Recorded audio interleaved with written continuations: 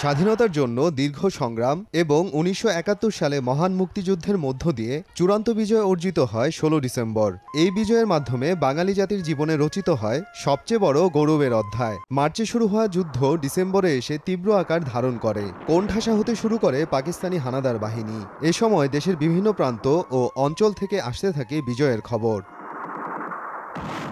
১৯৭১ সালের ১১ ডিসেম্বর যুক্তরাষ্ট্রের মধ্যস্থতায় পূর্ব পাকিস্তানের গভর্নর ড.এম এ মালিকের আত্মসমর্পণের প্রক্রিয়া শুরুর প্রস্তাব নাকচ করেন তৎকালীন পাকিস্তানের প্রেসিডেন্ট ইয়াহিয়া খান।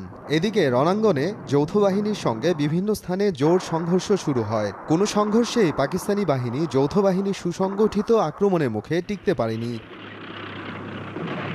যৌথ বাহিনীর ঝটিকা আক্রমণের মুখে তুমুল যুদ্ধের পর কুষ্টিয়া শহর মুক্ত হয়। আগের দিন যৌথ বাহিনী ঝিনাইদহ থেকে ট্যাঙ্ক নিয়ে কুষ্টিয়া শহরে প্রবেশের মুখে পাকিস্তানি বাহিনীর ফাঁদে পড়েছিল। তখন শুরু হয় তুমুল যুদ্ধ। এরপর ভারতীয় বিমানের হামলায় পাকিস্তানি সেনারা হতাহতদের ফেলে সকালে পালিয়ে যায়। যশোর থেকে ঢাকা অভিমুখী যৌথ বাহিনী মাগুরা শহর পেরিয়ে মধুমতি নদীর তীরে পৌঁছে যায়। নদীর ওপারে পাকিস্তানি সেনারা ঘাঁটি গেড়ে তাদের প্রতিরোধের চেষ্টা চালায়। খুলনা অঞ্চলে যৌথ বাহিনী এদিন খুলনা জেলা শহরের ১০ মাইলের মধ্যে পৌঁছে যায়। যৌথ বাহিনীর আরেক অংশ ভৈরব বাজারের দক্ষিণে সড়ক পথ ধরে এগিয়ে যায় ঢাকার দিকে। চাঁদপুর ও কুমিল্লার মধ্যবর্তী লাকসামে ২৩ পাঞ্জাব রেজিমেন্ট ও একটি বালুচ রেজিমেন্টের প্রায় ৪০০ পাকিস্তানি সেনা আত্মসমর্পণ করে। এদিন পাকিস্তানি বাহিনীর সেনারা বেশিরভাগ স্থানেই যৌথ বাহিনীর বিরুদ্ধে দাঁড়াতেই পারেনি। বাধা দেওয়ার চেষ্টা চালালেও শেষ পর্যন্ত তারা হয় পালিয়ে যায়, নয় আত্মসমর্পণ করে। তৎকালীন ২৪ ঘন্টায় প্রায় ২০০০ পাকিস্তানি সেনা আত্মসমর্পণ করে। এদিন যৌথ বাহিনীর সদর দফতর থেকে বলা হয়, জামালপুর ও ময়মনসিংহের পতনের পর ঢাকার সংকট ঘনীভূত। অপেক্ষা এখন যৌথ বাহিনী ঢাকা দখলের লড়াইয়ে।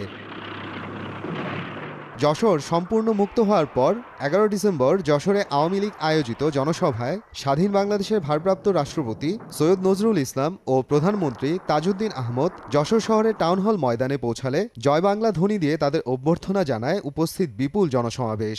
এদিন তারা কয়েকটি গুরুত্বপূর্ণ সিদ্ধান্ত ঘোষণা করেন। এগুলোর মধ্যে অন্যতম ছিল ট্রাইব্যুনাল গঠন করে যুদ্ধাপরাধীদের বিচার, জমি ও দোকান ২৫ মার্চের আগের মালিকদের ফিরিয়ে দেয়া, যে কোনো ধর্মের যে কোনো নাগরিকের ধর্ম পালনে বাধা সৃষ্টি করলে কঠোর সাজা দেয়া। একই দিনে মাওলানা আব্দুল হামিদ খান ভাসানী এক বিবৃতিতে তার দলের সদস্য ও সমর্থকদের বাংলাদেশ সরকার, আওয়ামী লীগ, মুক্তিবাহিনী এবং অন্য দল ও গোষ্ঠীগুলোর সঙ্গে একযোগে স্বাধীনতা সংগ্রামকে জোরদার করার নির্দেশ দেন।